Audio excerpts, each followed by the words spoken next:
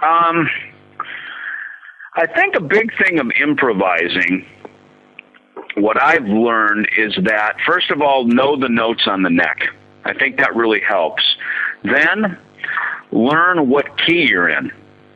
And then from there, when you know what key you're in, it's helpful to learn the modes, to learn, Ionian, Dorian, Phrygian, Lydian, Mixolydian, to know,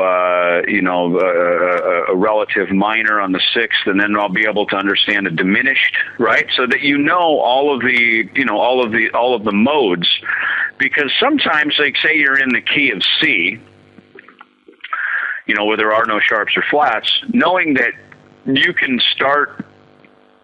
you can essentially solo in A minor while the rest of the band is playing in C. A minor is the relative minor to C.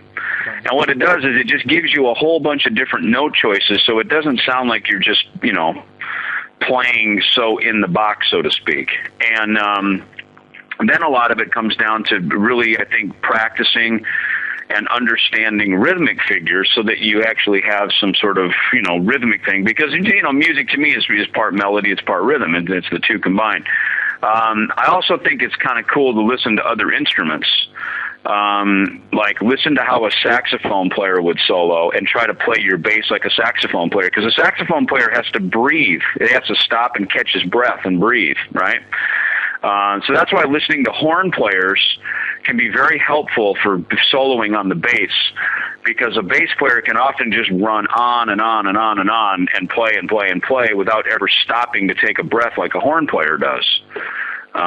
So those are just a few things, or even singing. Like, sometimes sing a melody and then figure that melody out on the bass, like learn how to play it. In other words, it's good ear training.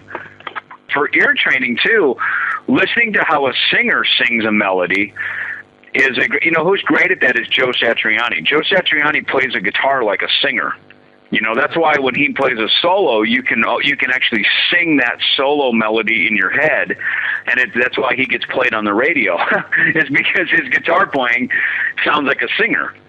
And I think that's a big thing when bass players improvise, is to step out of just the rhythm roll and learn how to be melodic and really step out and almost become like the lead singer of a band.